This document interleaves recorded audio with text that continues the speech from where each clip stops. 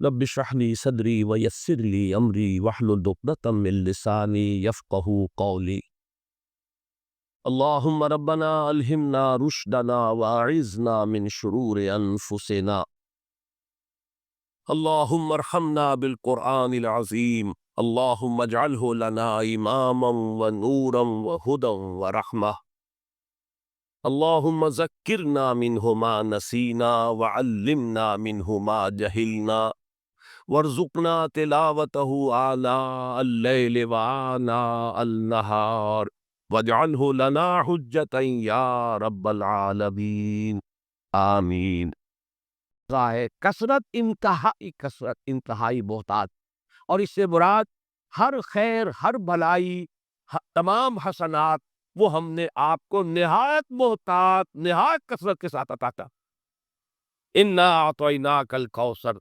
اب اس میں ذرا ذکر کرنا چاہتا ہوں، اور خاص طور پہ بعد میں ذرا وضاحت بھی کروں گا کہ مولانا اصلاحی صاحب نے تو اس سورہ مبارکہ کا کوئی خاص حق ادا نہیں کیا ہے، لیکن یہ کہ مولانا مودودی صاحب نے واقعہ یہ کہ حق ادا کیا ہے۔ جس قدر تفصیل کے ساتھ انہوں نے جو تفاسیر میں اور مختلف اقوال ہیں انہیں جمع کیا ہے باریک بینی کے ساتھ، اس میں بہت محنت یقیناً ان کی لگی ہوگی، جس کے لیے کہ ہمیں ان کا ممنون ہونا چاہیے۔ اور ظاہر بات ہے من لم یشکر الناس لا یشکر اللہ، جو اختلاف ان سے ہے وہ اپنی جگہ پر ہے، لیکن یہ جو ان کی خدمت ہے اس کی قدر کرنا، اور اس کا اگر کوئی فیض کسی کو پہنچے اس پر شکر کرنا، ان کے لیے دعائے خیر کرنا، یہ واجب ہے۔ انہوں نے جو گنتی کی ہے کہ حضور کو کیا کیا خیر اللہ نے عطا فرمائے۔ اب ایک تو یہ ہے کہ اس کو عام پر جو ہے وہ ملحوظ کیا جائے، اور ایک ہے خاص روایات کے حوالے سے اس کا کیا مفہوم سامنے آتا ہے، تو وہی لغوی بات، اور پھر یہ کہ جو معصور ہے اور منقول ہے مفہوم کوثر کا، یہ دونوں میں آپ کے سامنے رکھ رہا ہوں۔ سب سے پہلی شے جو اللہ نے محمد الرسول اللہ کو کثرت سے عطا فرمائی وہ اخلاق حسنہ، اس لیے کہ دوسری ہی وحی میں فرمایا وَإِنَّكَ لَعَلَىٰ خُلُقٍ عَظِيمٍ، جس کا لوہا جو ہے وہ خود کفار قریش نے مانا الصادق الامین۔ ابو جہل بھی یہ نہیں کہہ سکا کہ محمد نے کبھی جھوٹ بولا، صاف مانا اس نے صلی اللہ علیہ وسلم کہ انہوں نے کبھی جھوٹ نہیں بولا۔ پھر یہ کہ سب سے بڑا خیر نبوت اور رسالہ، نبوت رسالت رحمت ہے، اور رحمت للعالمین بنا کر محمد الرسول اللہ صلی اللہ علیہ وسلم بھیجے گئے۔ تو یہ خیر کثیر، یہ خیر جو ہے نبوت اور رحمت، یہ اپنے منطقی انتہا کو پہنچی ہے، اپنے تکمیلی مرتبے کو پہنچی ہے محمد الرسول اللہ صلی اللہ علیہ وسلم کی شخصیت مبارکہ میں۔ اس اعتبار سے یہ دوسرا پہلو۔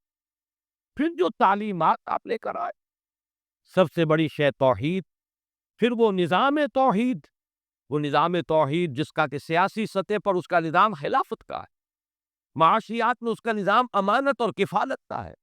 یہ سارا نظام جو دیا، یہ سب سے بڑا خیر ہے جس کی ضرورت ہے آج نوع انسانی کو۔ چنانچہ میں نے اسی کتاب میں نبی اکرم صلی اللہ علیہ وسلم کا مقصد بعثت اس میں اس پر بحث کی ہے۔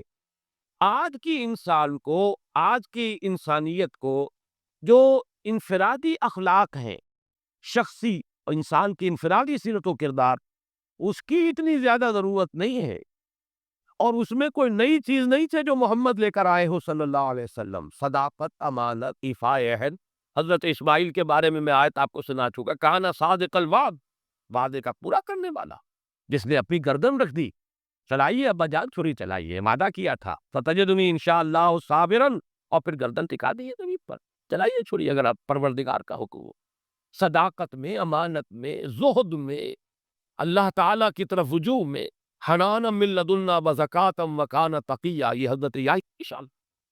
البتہ محمد الرسول اللہ صلی اللہ علیہ وسلم نے ایک طرف تو تمام ان اخلاق حسنہ کا گلدستہ اپنی شخصیت میں پیش کیا ہے، ایک تو جامعیت کبریٰ ہے، ورنہ تمام انفرادی اقدار جو ہے وہ تو اس سے پہلے مکمل ہو چکی تھی۔ البتہ سب کو متوازن شکل میں جمع کر دینا، زہد بھی ہو اور ادائے حقوق بھی ہو، دنیا میں رہیں بھی، اور پھر یہ کہ دنیا سے لو نہ لگے، شادیاں بھی کرے، لیکن یہ ہے کہ اللہ تعالیٰ کی بندگی کے اندر اس سے کہیں کوئی کمی نہ آئے۔ یہ ہے اصل میں کہ جو حضور کا ذاتی سطح پر جو آپ کی کنٹریبیوشن ہے۔ لیکن اس سے بھی آگے بڑھ کر آپ نے اجتماعی اخلاق اور اجتماعی نظام بھی عائد دیا۔ آج کے انسان کو سب سے بڑی ضرورت اس کی ہے۔ جب تک نظام عادلانہ نہیں ہے، نظام صحیح نہیں ہے، نظام منصفانہ نہیں ہے، تو ظاہر بات ہے کہ اس کے نیچے اگر ایک ظالمانہ نظام کے نیچے بڑا نیک شخص زندگی گزار رہا ہے تو اس کی انفرادی نیکی اس ظالمانہ نظام کی تقویت کا سبب بن جاتی. جیسا کہ میں نے ابھی ایک نقطہ بیان کیا تھا جنا ہال میں، تو سب لوگوں نے اس کو محسوس کیا، ایک دم چوک سے گئے. ظالمانہ نظام ہے جاگیرداری اور سود خوری اور حرام خوری سے دولت کے انبار جمع کیے ہوئے. اس میں اگر آپ کوئی بڑا اچھا قانون بنا دے، 12ویں ترمیم بھی لے آئے، اگر چوری کا ڈکیتی کا خاتمہ ہو جائے تو فائدہ کس کو پہنچے گا؟ ان دولت مندوں کی دولت محفوظ ہو گئی نا، ان حرام خوروں کا جو کچھ دولت کا انبار ہے وہ محفوظ ہوگا. تو معلوم ہوا بہترین قانون غلط نظام کے تحت تو در حقیقت اس نظام کو قائم رکھنے اور اس کی تقویت کا ذریعہ بنتا. تو معلوم ہوا کہ اصل شے نظام، قانون سب سرو کرتا ہے نظام کو، قانون کسی نظام کو چلانے کا ذریعہ بنتا ہے. تو اگر نظام ہی غلط ہو تو صحیح ترین قانون بھی در حقیقت ایک نظام غلط نظام کو چلانے کا اور تقویت دینے کا ذریعہ بن جائے گا. تو سب سے بڑا خیر جو عطا کیا ہے، جس کے بارے میں اقبال کے وہ 2 اشعار بڑے قیمتی ہیں. ہر کجا بینی جہان رنگ و بو، کہ از خاکش برویا دارزو، یا ز نور مصطفیٰ اورا بہاست، یا ہنوز اندر تلاش مصطفیٰ.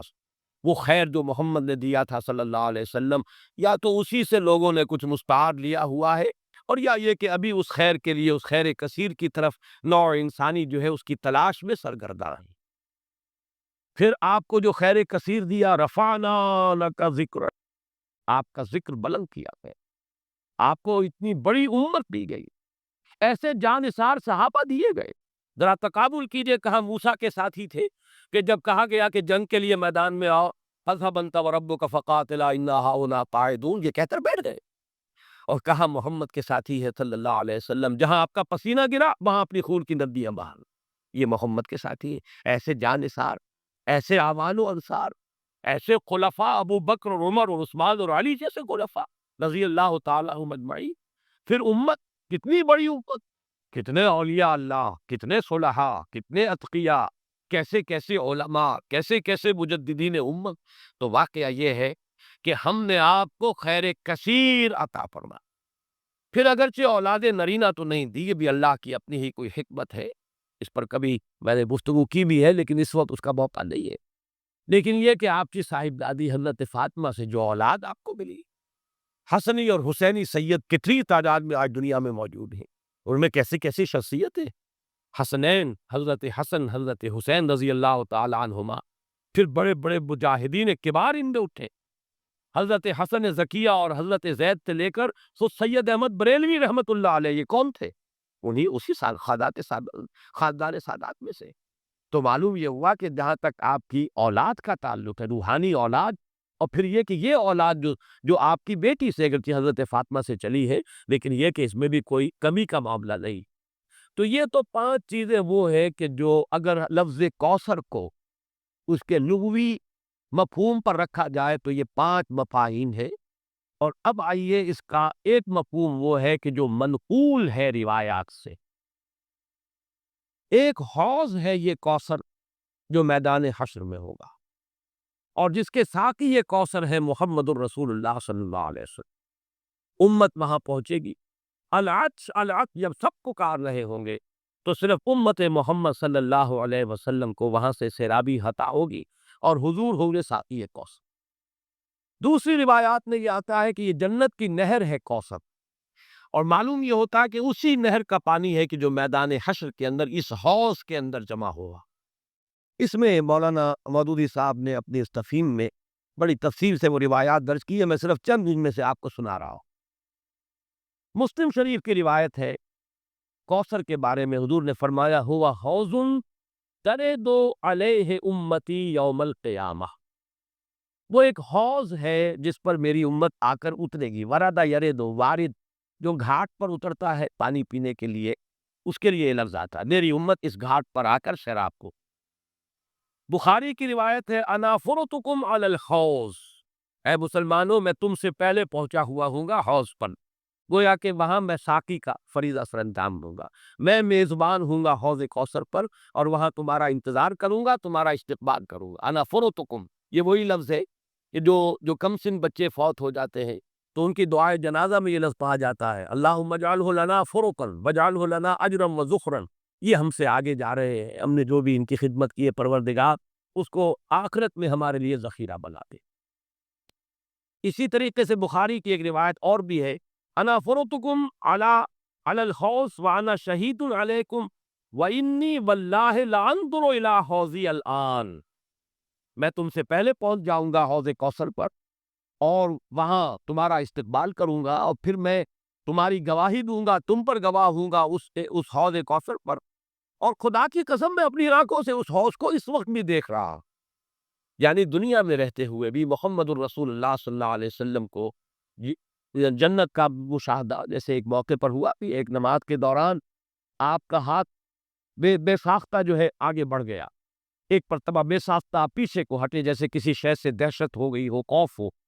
جب لوگ صحابہ نے پوچھا حضور کیا یہ اس نماز کا خاصہ ہے، یہ بھی اس کا کوئی جز؟ آپ نے فرمایا نہیں، میرے سامنے جنت لے آئی گئی تھی اور بے اختیار میرا ہاتھ بڑھ گیا کہ میں اس کا کوئی خوشہ توڑ لوں تاکہ تمہیں دوں وہ جنت کا بیوہ، اور میرے سامنے دوزخ لے آئی گئی اور اس کا بھبکا جو تھا، اس کی حرارت، اس کی وجہ سے مجھے پیچھے ہٹنا پڑا. تو دنیا میں مشاہدہ کرایا جاتا تھا. اس لیے حضور نے فرمایا وَإِنِّي وَاللَّهِ لَأَنظُرُ إِلَىٰ حَوْضِي الْآنَ، میں اس وقت بھی اپنے اس حوض کو دیکھ رہا ہوں. البتہ ایک حدیث اور بھی ہے، یہ تو حدیثیں جو ہے بڑی میٹھی میٹھی ہیں، ہم امتی ہیں اللہ کے رسول کے اور ہم پہنچیں گے اور ہمیں حضور جو ہے اس حوض سے پلائیں گے، وہ آپ ہمارے ساتھی ہوں گے، آپ میزبان ہوں گے، ہم مہمان ہوں گے. لیکن یہ کہ ایک اور حدیث سن لیجئے تو شاید یہ ساری خوشی جو ہے ختم ہو جائے گی. امتی سے مراد کیا ہے؟ وہ نہیں کہ جو نسلاً مسلمان ہیں، مسلمانوں کے گھر پیدا ہو گیا. آج کا مسلمان نہیں، حضور کے زمانے کا مسلمان بھی اگر وہ اس معیار پر پورا نہیں اترتا والعصر ان الانسان لفی خسر الا الذین آمنوا وعملوا الصالحات وتواصوا بالحق وتواصوا بالصبر، تو حضور کا امتی نہیں ہے. چنانچہ یہ روایت ابن ماجہ کی ہے اور کہا یہ جاتا ہے کہ یہ الفاظ آپ نے یوم عرفہ کا جو خطبہ ہے اس میں ارشاد فرمائے علاوہ انی فرطکم علی الحوض، لوگوں آگاہ ہو جاؤ میں حوض کوثر پر تم سے پہلے پہنچوں گا. وَأُكَاثِرُ بِكُمْ، اور میں تمہاری کثرت پر فخر کروں گا. اتنی بڑی امت، ایسے بھی تو نبی ہوں گے جن کا امتی ایک دو ہی ہو گئے صرف، کتنے ہو گئے؟ حضرت نوح علیہ السلام پہ کتنے امتی ہو گئے؟ اس اعتبار سے محمد الرسول اللہ صلی اللہ علیہ وسلم کے امتی انا وکاثر بکم فلا تسودوا وجہی، تو دیکھنا اس روز میرا منہ کالا نہ کر دینا، میرا چہرہ جو ہے تمہارے اعمال کی وجہ سے مجھے پشیمانی نہ ہو، میرا چہرہ جو ہے سیاہ نہ کر دے. یہ صدمے اور رنج سے جو چہرہ سیاہ ہو جاتا، جو قرآن مجید میں آیا یوم تبیض وجوہ وتسود وجوہ، جس دن بہت سے چہرے بہت سے روشن ہوں گے، تر و تازہ ہوں گے، تابناک، اور بہت سے چہروں پر سیاہی تھپی ہوئی ہو. فلا تسودوا وجہی انی مستنقذ اناسا ومستنقذ اناس منی، بہت سے لوگوں کو میں چھڑانے کی کوشش کروں گا فرشتوں سے، وہ پکڑ کر لے جانا چاہیں گے، اور بہت سے لوگ مجھ سے چھڑا لیے جائیں گے، لے جائے جائیں گے، وہ میرے امتی نہیں ہوں گے. فاقول یا رب اصحابی، میں کہوں گا اے رب یہ تو میرے ساتھی تھے، یہ تو میرے اصحاب میں سے تھے. اور اللہ تعالیٰ فرمائے گا فیقول انک لا تدری ما احدثوا بعدک، اے نبی آپ کو پتہ نہیں آپ کے بعد انہوں نے کیا کیا ہے، کون کون سی شرارتوں میں حصہ لیا ہے، کیا چیزیں پیدا کی. حضور کے زمانے کے کتنے مسلمان ہو گئے جو بعد میں مسلمہ پر ایمان لے آئے، کافر ہو گئے. کتنے لوگ ہوں گے جب وہ داخل ہو رہے تھے، جو اگلی صورت ہم پڑھیں گے اذا جاء نصر اللہ والفتح ورأیت الناس يدخلون فی دین اللہ افواجا، ان میں سے کتنے یخرجون من اللہ من دین اللہ افواجا ہو گئے، فوج کے فوج، قبیلے کے قبیلے، پورے کے پورے، یا زکوٰۃ کے منکر ہو کر کافر ہو گئے، اور یا یہ کہ نبی جھوٹے نبیوں کو مان کر کافر ہو گئے. تو اے نبی یہ آپ کے امتی نہیں ہے. پھر یہ کہ جنہوں نے بھی احدثوا، بدعات ایجاد کی، وہ چیزیں جس کو فرمایا گیا ہے من احدث فی امرنا ھذا ما لیس منہ فہو رد، جو شخص ہمارے دین کے اندر کوئی چیز نئی بدعت، نئی شے ایجاد کرے گا جو اس میں سے نہیں ہے اصلاً، وہ مردود اور وہ شے بھی مردی. تو اللہ تعالی ہمیں اس انجام بد سے بچائے کہ ہم تو وہاں پر پہنچے حوض کوثر پر کہ حضور صلی اللہ علیہ وسلم کے ہم مہمان اور آپ ہمارے میزبان، اور فرشتے ہمیں کھینچ کر لے جائیں، اور حضور بھی پکارتے رہ جائیں میری امت ہے، کہاں لے کر جا رہے ہو، اور آپ کو جواب ملے کہ نہیں اے نبی آپ کو معلوم نہیں، فَيَقُولُ إِنَّكَ لَا تَدْرِي مَا أَحْدَثُ بَعْدَكَ، اے نبی آپ کو پتہ نہیں آپ کے پیچھے کیا کرتے رہے۔ اس سے ان لوگوں کے خیال کی بھی نفی ہو جانی چاہیے جو سمجھتے ہیں کہ ہر شے جو ہے بعد میں جو ہوئی ہے وہ حضور کے علم میں ہے، ورنہ تو یہ الفاظ کیسے، آپ کو پتہ نہیں انہوں نے آپ کے بعد کیا کیا ہے۔ جو بھی اللہ بتاتا ہے، جو چیز پہنچانا چاہتا ہے پہنچتی ہے۔ جیسے آپ کی حیات دنیاوی کے دوران بھی جو اللہ علم دیتا تھا آپ کو علم ہو جاتا تھا، جو اللہ تعالیٰ کی طرف سے نہیں دیا گیا تو اس معاملے میں آپ بشر ہیں، انسان ہیں، بات آپ کو معلوم نہیں۔ بعد میں بھی جو چیزیں اللہ اب بھی عالم برزخ میں محمد الرسول اللہ کا جو بھی مقام ہے، جو کچھ اللہ پیش کرتا ہے پہنچاتا ہے، پہنچتی ہے بات۔ لیکن جو اللہ نہیں پہنچاتا حضور کے پاس اپنا کوئی اختیار نہیں ہے کہ وہ ان تمام چیزوں کو جان لے، ورنہ یہ الفاظ جو ہے کہ آپ کو نہیں معلوم، انک لا تدری ما احدثوا بعدک، این اپنے زمانے کے لوگوں کا بھی جو بعد میں حشر ہوا وہ اس حدیث کی روح سے ثابت ہو رہا ہے کہ حضور کو بتایا جائے گا کہ آپ کو معلوم نہیں، آپ دھوکہ نہ کھائیں کہ یہ آپ کے زمانے میں ایمان لے آئے تھے لہذا آپ کے صحابی ہے، بعد میں جو کچھ انہوں نے کیا ہے وہ آپ کو معلوم نہیں۔ بہرحال یہ ہے حوض کوثر اور وہ نہر کوثر جو حضور کو عطا فرمائی گئی۔ میں بعض روایات میں آتا ہے خاص طور پر کہ اس کی لمبائی اتنی ہوگی جتنی ایلاک جو یہ بندرگاہ ہے جس سے کہ سن 67 کی جنگ شروع ہوئی تھی، بلاکیٹ کر دیا تھا صدر ناصر نے، تو سن 67 کی عرب اسرائیل جنگ شروع ہوئی۔ یہ خلیج ایلا کے بالکل ٹپ کے اوپر جا کر بحر احمر جو ہے ریڈ سی اوپر جا کر تقسیم ہو جاتا ہے دو کھاڑیاں، ایک خلیج سویز ہے مغرب کی طرف جا رہی ہے، شمال مغرب کی طرف، ایک ہے یہ خلیج عقبہ اور یہ ہے در حقیقت جو کہ شمال مشرق کی طرف جا رہی۔ اس کے ٹپ پر یہ ایلا، اور یہی وہ شاید جگہ ہے جہاں پر کہ وہ یہود کا وہ قبیلہ آباد تھا جنہوں نے کہ شریعت کا مذاق اڑایا تھا اور پھر انہیں بندر بنا دیا گیا تھا۔ یہاں سے لے کر عدن تک یعنی کل بحرہ احمر جو ہے ریڈ سی اس کی لمبائی اس حوض کی لمبائی ہوگی، اور فرمایا آپ نے کہ ایلا سے لے کر جوحفہ تک یہ جدے اور رابی کے درمیان ایک بندرگاہ ہے، اتنی اس کی چوڑائی ہوگی تقریباً نصف۔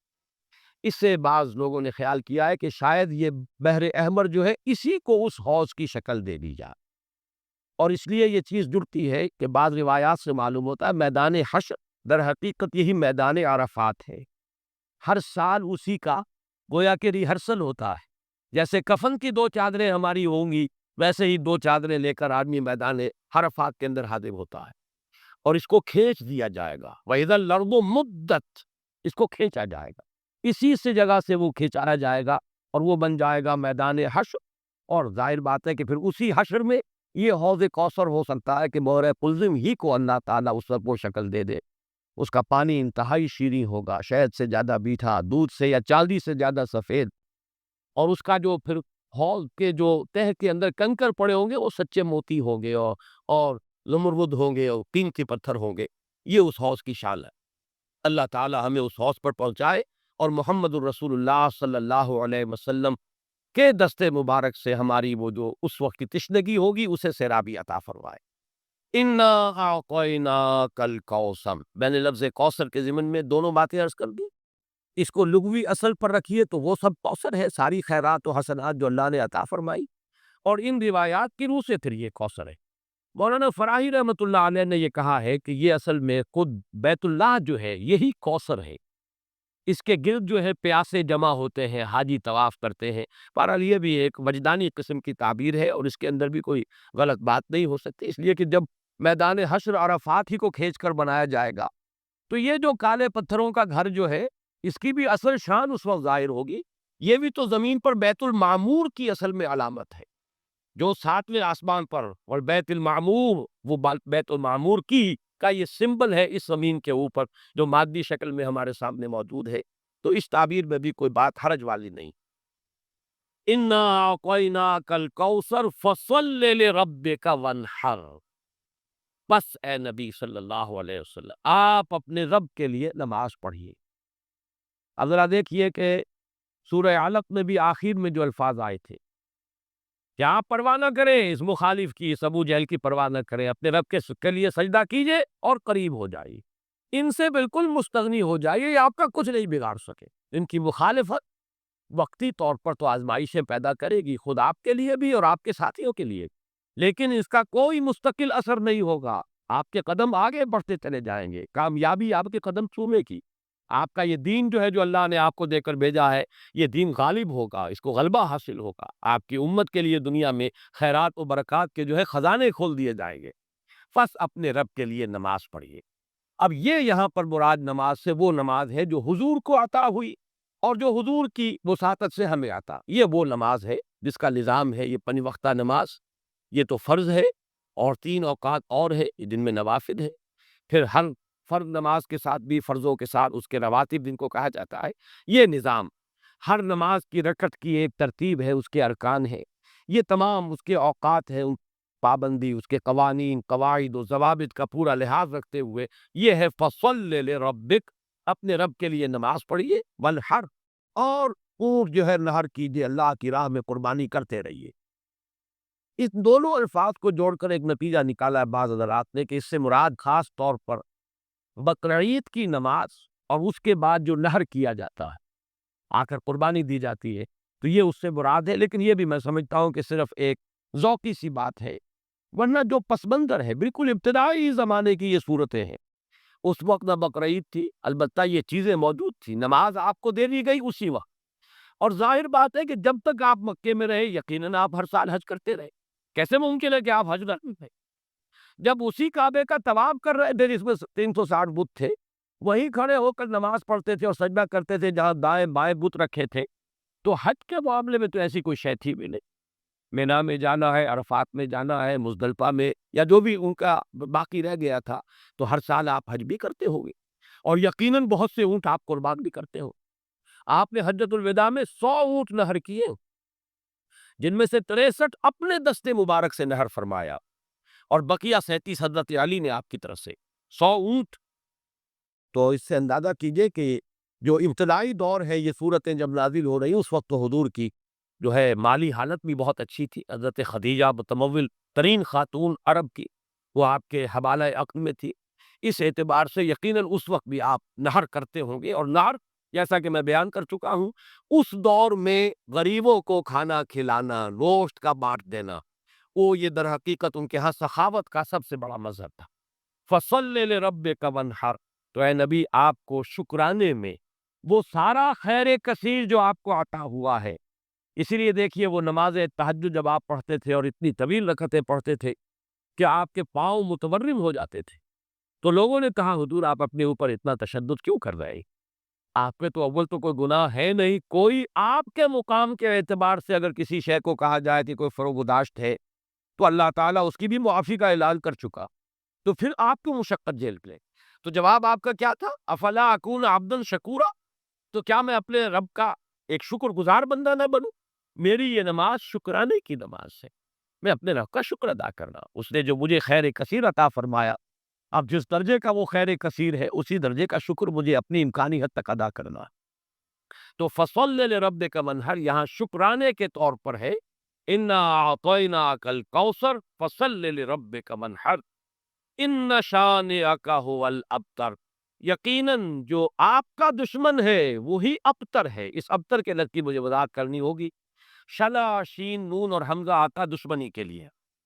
ولا یجرمنکم شنآن قوم علی اللہ تعدلوا اعدلوا هو اقرب للتقوی, دشمنی کسی قوم کی تمہیں آمادہ نہ کر دے کہ تم عدل سے راستہ جو ہے اپنا بدل لو اور دستکش ہو جاؤ. عدل پر رہو, چاہے تمہارا دشمن ہے اس کے ساتھ بھی انصاف کرو.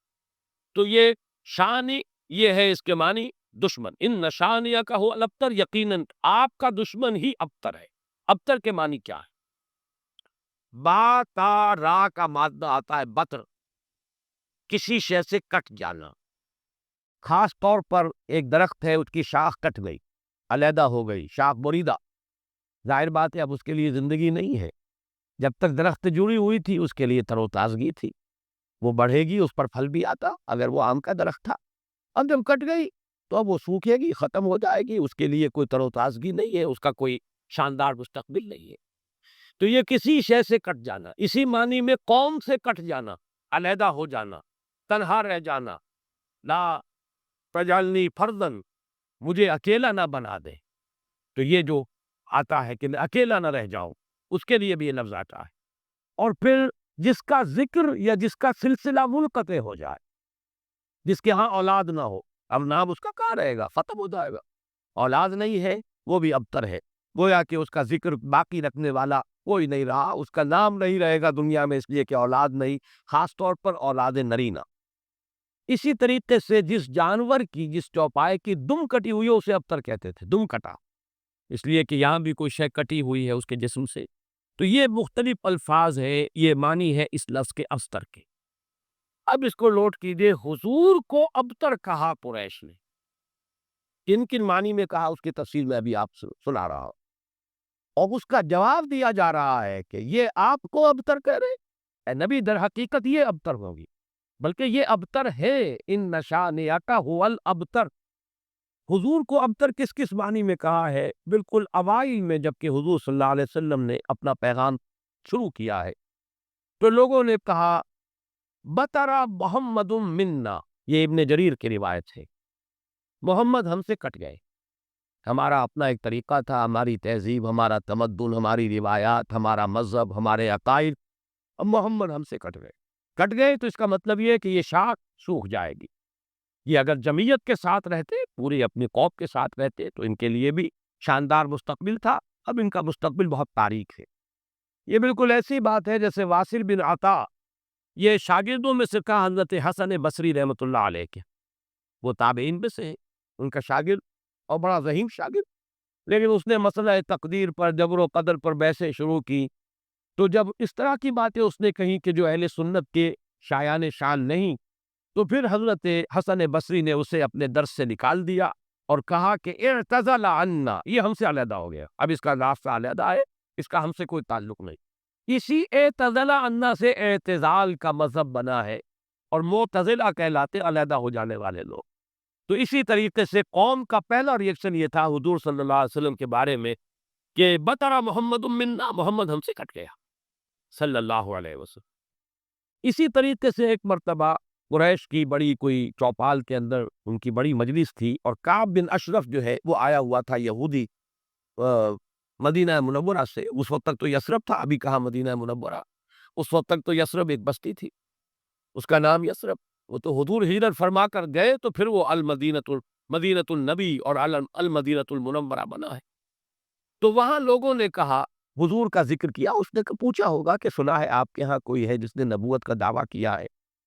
تو الفاظ نقل کی ہے بزار نے حضرت ابن عباس رضی اللہ تعالی عنہما سے، الا تری الی ھذا الصبی المنبتط، دیکھتے نہیں ذرا تم، الا تری، یہ وہی ارایت الذی، یہ ان کے ہاں تعجب کی بات ہوتی تھی، ذرا دیکھو تو، تعجب بھی، تحقیر بھی، یہ ہمارا ایک بچہ ہے۔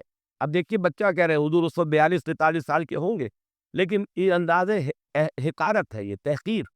پھر یہ کہ یہ لوگ ہوں گے 60-60، 65-65، 70-70 کے، یہ بڑے چودھری بیٹھے ہوئے، تو ان کے لیے تو وہ نوجوانی کی جو عمر ہے وہ 42-43 سال، وہ بھی گویا کہ بچہ ہونے کی بات ہے۔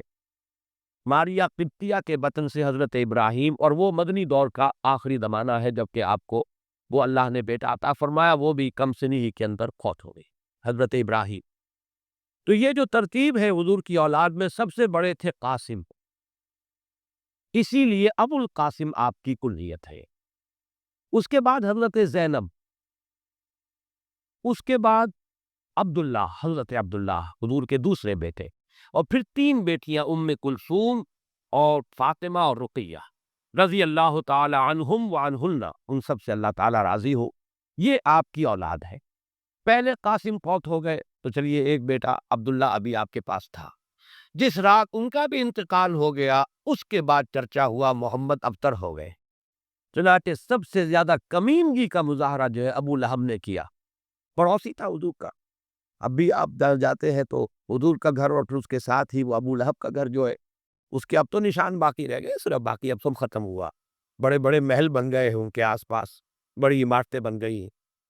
ابو لہب دوڑا دوڑا گیا ہے اسی شب، ادھر انتقال ہوا ہے عبداللہ کا، اور وہ دوڑا ہوا گیا اور اسے جا کے خوشخبری دی، بطرا محمد اللیلہ، آج کی رات محمد کی جڑ کٹ گئی، محمد ابتر ہو گیا صلی اللہ علیہ وسلم، گویا کہ خوشخبری دے رہا۔ یہ دنات اور پستی کی انتہا ہے۔ اس کو لوٹ کر لیجئے کہ اب آگے چل کر سورۃ اللہب اب دور نہیں رہی ہے، شاید اگلے ہی درس میں ہم تینوں صورتیں پڑھیں گے، سورہ کافرون، سورہ لب اور سورۃ النصر۔ آج جیسے 2 پڑھ رہے ہیں، پچھلے درس میں بھی 2 صورتیں پڑھی تھی، اگلے درس میں 3 صورتیں پڑھیں گے انشاءاللہ العزیز۔ بدترین انسان، افضل الخلائق جو تھا حضور کے دشمنوں میں، وہ ابو لہب تھا، قریب ترین عزیز، حضور کا سگا چچا، لیکن یہ کہ بدترین دشمن، اور دشمن بھی دشمن میں فرق ہے۔ خدا پنج انگوش یکساں نہ کر، نہ ہر زن دنستو نہ ہر مرد مرد، خدا پنج انگوش یکساں نہ کر۔ آپ کے موافقین اور مومنین بھی برابر نہیں تھے، کہاں حضرت ابو بکر رضی اللہ تعالیٰ عنہ، کہاں اس دور کے کوئی عام صحابی، پھر آپ سے دشمن بھی برابر نہیں تھے، تو بدترین دشمن یہ ابو لہب ہے۔ اور اندازہ کیجئے اس کی دنات کا کہ بدر محمد اللیلہ، آج کی رات محمد کی جڑ کٹ گئی، ابتر ہو گئے محمد، معاذ اللہ، یہی لفظ کہے تھے۔ پھر عاص ابن وائل سہمی جو آپ کے دشمنوں میں سے، مخالفین میں سے بہت بڑا چودھری تھا، ان محمد الابتر، اب تو محمد ابتر ہو گئے، ان کی جڑ کٹ گئی۔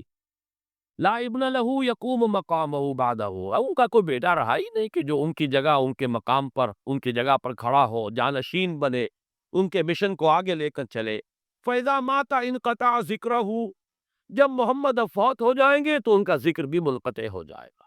یہ وہ ابتر کا مفہوم جس کا کہ تقابل ہم کریں گے، رفعنا لک ذکرک، وہ کہہ رہے تھے کہ ذکر منقطع ہو جائے گا، اور سورۃ الانشراح میں اللہ کی طرف سے نوید آئی، ورفعنا لک ذکرک، ہم نے تو آپ کا ذکر بہت بلند کر دیا۔ تو یہ ہے ان شانئک ھو الابتر، اے نبی آپ ابتر نہیں ہوں گے، آپ کو تو ہم نے خیر کثیر عطا فرمایا، آپ کا ذکر بلند کیا، آپ کی مانوی اولاد، آپ کی امت، کتنے بڑے بڑے اولیاء اللہ، صوفیاء، اہل اللہ، اتقیاء، صلحاء، مجددین، علماء، جن کے بارے میں علماء امتی کا انبیاء بنی اسرائیل، وہ سب آپ کی مانوی اولاد۔ پھر آپ کی صاحب دادی حضرت فاطمہ سے جو اولاد چلے گی، اس کا جو مقام و مرتبہ دنیا میں ہوگا، تو آپ ابتر نہیں ہیں، معاذ اللہ۔ جیسے سورہ نون کے شروع میں فرمایا، نون والقلم وما یسطرون ما انت بنعمت ربک بمجنون، اور دوسری دنوں کے بعد دیکھ لیں گے کہ کون مجنون تھا، محمد مجنون تھے معاذ اللہ، یا ابو جہل مجنون تھا اور پاگل ہو گیا تھا، اس کی مت ماری گئی تھی۔ قد اوتیت مزمارا من مزامیر آل داؤد، اے ابو موسیٰ، تمہیں تو آل داؤد کے سازوں میں سے ایک ساز اللہ نے عطا فرما دیا۔ جس طرح حضرت داؤد، لہر داؤدی مشہور ہے کہ جب وہ پچھلے پہر رات کو حمد کے ترانے الاپتے تھے، قرآن میں ہے کہ پرندے شامل ہو جاتے تھے ساتھ، اور پہاڑ وجد میں آتے تھے، پہاڑ بھی ان کے ساتھ شریک ہوتے تھے۔ تو جس طرح کا اللہ نے ان کو لہر عطا فرمایا تھا، حضور نے تحسین کے انداز میں فرمایا، اے ابو موسیٰ اشعری، اللہ نے تمہیں بھی آل داؤد کے سازوں میں سے ایک ساز عطا فرمایا۔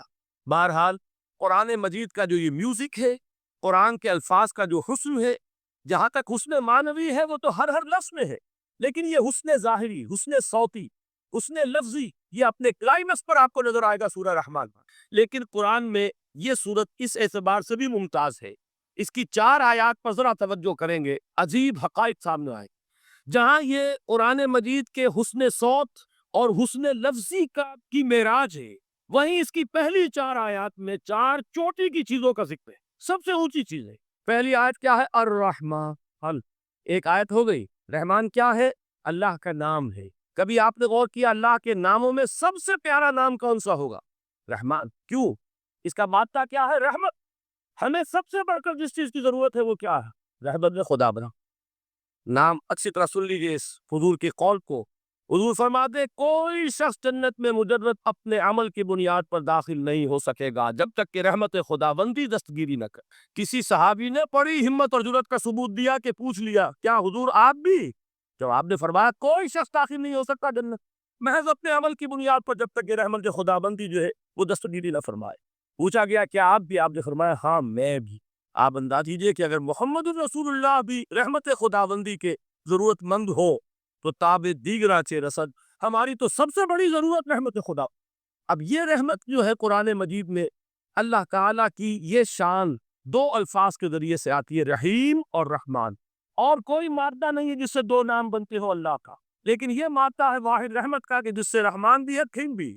رحیم صفت مشبہ ہے، رحمت دائم ہو جائے گی، مستقل ہوگی تو رحیم کہے گے، اور رحمان اس میں رحمت کی ایک وہ شان ہے کہ جیسے ٹھاٹھے مارتا ہوا سمندر ہو، हैजान की कैफियत, तूफानी कैफियत, रहमत खुदाबंदी का तूफानी जोश, वो है रहमान। आप तो रहते इस इलाके में है, आपको मालूम है अरब अगर भूखा मरा जा रहा हो तो क्या कहेगा, आना जुआन। प्यासा मरा जा रहा हो, आना अफशान। बहुत गजबनाक होगा गजबान, गजबान आसिफा कुरान में आया, बहुत गजबनाक। रहमान जिसकी रहमत जो है जोश में है, ठाठे मारते हुए समंदर के मारे। तो ये अल्लाह ताला के नामों में सबसे प्यारा नाम। अब आगे चलिए, अर्रहमान अल्लमल कुरान, रहमान ने कुरान सिखाया। रहमत खुदाबंदी का सबसे बड़ा मजहर, रहमान की रहमानियत का सबसे बड़ा मजहर कुरान है। इनमें जो मंतकी रब्त है उसको समझते जाइए। अच्छा आप ये सोचिए, जो इल्म भी इंसान को हासिल हुआ वो किसने दिया? अल्लाह ने। साइंस का इल्म किसने दिया? अल्लाह। अल्लमा आदम अस्मा कुल्लहा, वो इल्मुल अस्मा जो हजरत आदम को दे दिया गया था अजल में, ये उसी का ज़हूर है, ये उसी की एक्सफोलिएशन है, जो हो रही है होती रहेगी अभी। और दूसरे इल्म है वो रिस्क अल्लाह, ला यहीतुना बिशैइन मिन इल्मिही इल्ला बिमा शा। मखलूक में से कोई अल्लाह के इल्म में से किसी शय का इहाता नहीं कर सकता मगर वो जितना अल्लाह देना चाहे। लेकिन ये कि तमाम उलूम में चोटी का इल्म कुरान। नोट करते जाइए, चोटी की चीजें जमा की। अल्लाह के नामों में चोटी का नाम रहमान। अल्लाह ने जो कुछ इंसान को सिखाया उसमें चोटी का इल्म कुरान।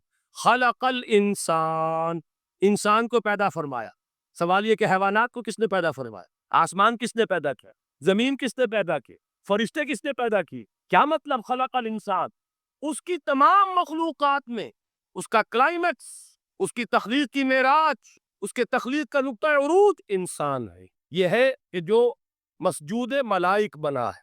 वलक़द कर्रमना बनी आदम व हमलनाहुम फिल बर्रि वल वरज़क़नाहुम मिनत तय्यिबात व फ़द्दलनाहुम अला कसीरिन मिम्मन ख़लक़ना तफ़सीला। तो तख्लीक में सबसे ऊंची तख्लीक इंसान, इल्मों में सबसे ऊंचा इल्म कुरान का, अल्लाह के नामों में सबसे ऊंचा नाम रहमान। तकाज़े पूरे करो।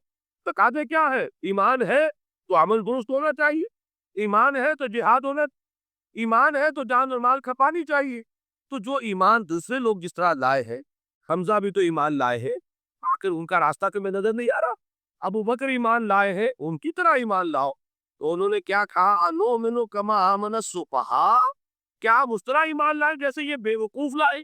सफी का लफ्ज तो सभी जानते हैं, ये सुफहा किसे कह रहे हैं? आपने पढ़ा तो बहुत मर्तबा होगा इन आयात को, कभी सोचा किसको कह रहे हैं? वो अबू बकर को कह रहे हैं, वो हमजा को कह रहे हैं, वो उमर को कह रहे हैं। इनकी तो मत मारी गई, गर्रा हाउलाए दीनुहुम, इन्हें तो कोई होश ही नहीं। तो मर्तबा हजरत अबू बकर ने वो काम किया है कि हर वर्ल्डली वाइड इंसान ये कहेगा कि हिमाकत की है जिसके सामने दुनिया आया। जब हिजरत के लिए हुजूर तशरीफ ले जा रहे थे, 40,000 दिरहम का सरमाया था, जबकि हजरत अबू बकर ईमान लाए। मक्के के चोटी के ताजरों में से, जो मलकुत तुजरा कहलाते, तुजार कहलाते। लेकिन अब वो रुपया कहाँ खर्च हुआ? बिलाल को खरीदा, रुपया देके खरीदा या वैसे ही खरीद दिया? आजाद कर दिया। अबू फकी को खरीदा, आजाद कर दिया। 6 है गुलाम और कनीजे मोहम्मद रसूलुल्लाह पर ईमान लाने वाले, जिनको अबू बकर ने अपने पैसे से खरीदा और आजाद। ये रुपया तो पिघल रहा है ना। जो थोड़ी बहुत पूंजी रह गई है, ये जब हजरत हुजूर हिजरत के लिए तशरीफ ले जा रहे, वो सारी पूंजी अपने साथ ले गए, घर वालों को छोड़ कर गए। बूढ़ा बाप, अंधा अबू कहाफा, बाद में वो भी ईमान ले आए। और ये अबू बकर है कि जिनकी 3 नस्लें एक वक्त में मौजूद थी मुसलमानों।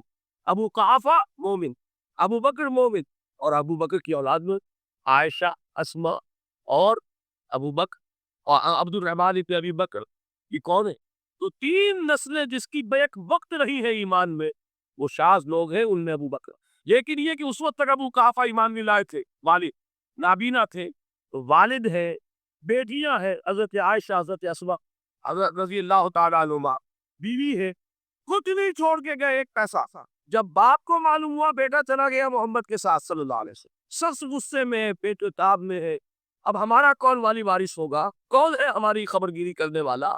बेटियों से, पोतियों से अपने पूछ ले, कुछ छोड़ के भी गया कि नहीं? तो कहा आपा जान, क्या किया उन्होंने? कभी पढ़े हैं वाकयात? कुछ कंकर रोड़े लिए, एक कपड़े में पोटकी बनाई और अंधे दादा का हाथ ऊपर फिरवाया। देखिए दादा जान में छोड़ गए हैं, ये माल है, ये सोने और चांदी के सिक्के हैं, अब्बा जान हमें ऐसे नहीं छोड़ कर गए।